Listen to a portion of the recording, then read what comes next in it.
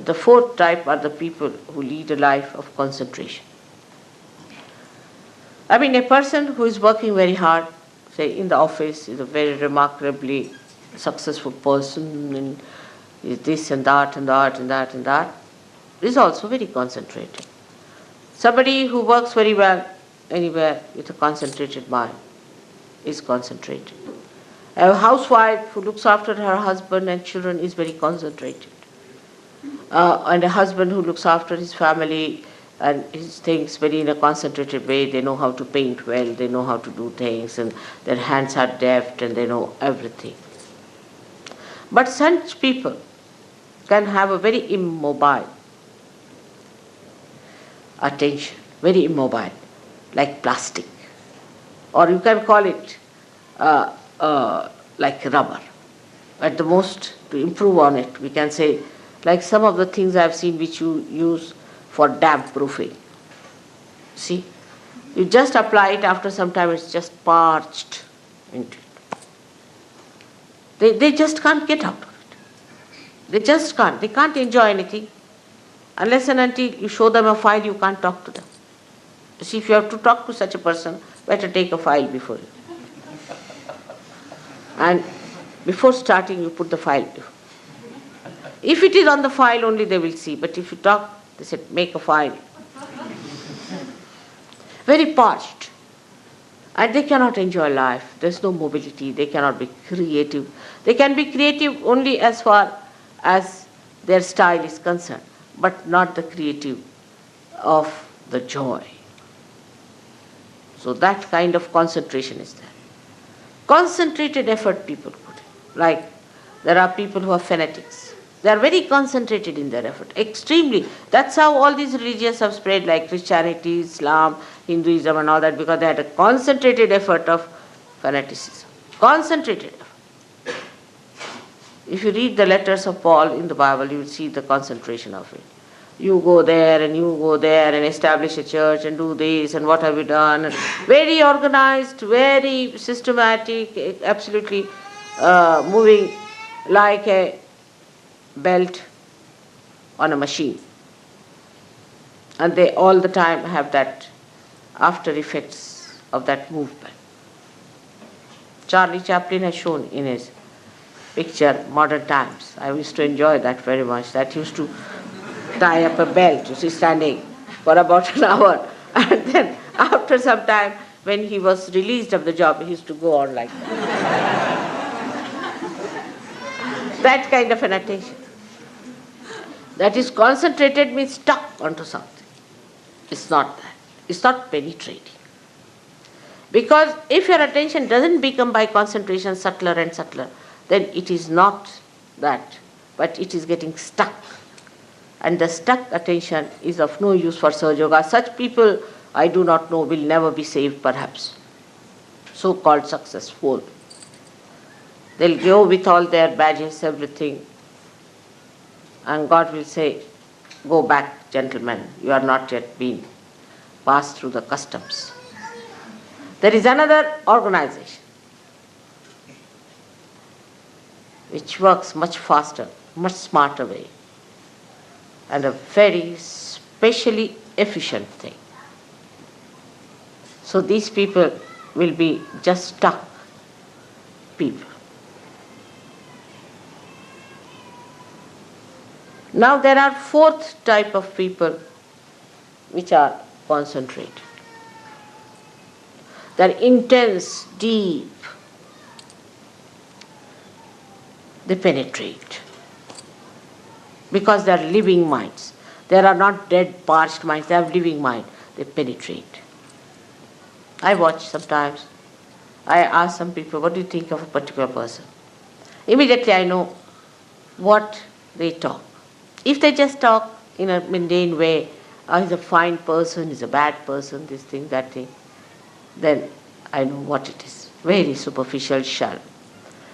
But a person who sees the possibilities and the potentialities of its awakening and the problems a person is facing, then I know that he is the one who has that concentration into the subject. And the subject of Sahaja Yoga requires the maximum maximum penetration. Because Sahaja Yoga, if you have understood, I don't know if you have understood or you are aware of it or not, but is learned through experience and through nothing else.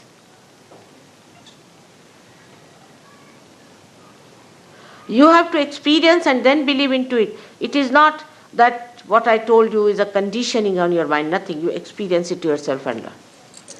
But those who have that penetrating intelligence, who have that penetrating love, emotions, and those have that penetrating movement of their understanding, they are the one who experience, learn, experience, learn, experience, learn. They do not allow their mind to play on them. No, no, no. This mind of mine has got experiences of the past and is based on that. No, I have to take every day a new experience. And that experience must be silenced within me, must be sustained within me, must be conditioned within me. Sahaja Yoga experiences are the good conditionings. How can it be? I have seen it, I have faced it, I have had it. How can it be? But for that also to have the best experiences, first condition is avruttambhara, pragya, where you should be of that level that you really get those experiences. Otherwise you will be just a mundane type of person all the time. And you may live with me, but you will not have those experiences. You will not have that blissful feeling, nothing, that joy. So this penetration starts by your meditation and sustenance of the meditation and the samadhi seed sprouting, manifesting the new dimension.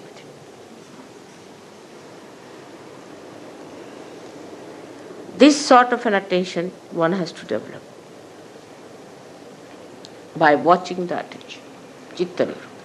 As you watch your money, as you watch your road when you drive, as you watch your child when it is growing, as you watch the beauty of your wife or the care of your husband,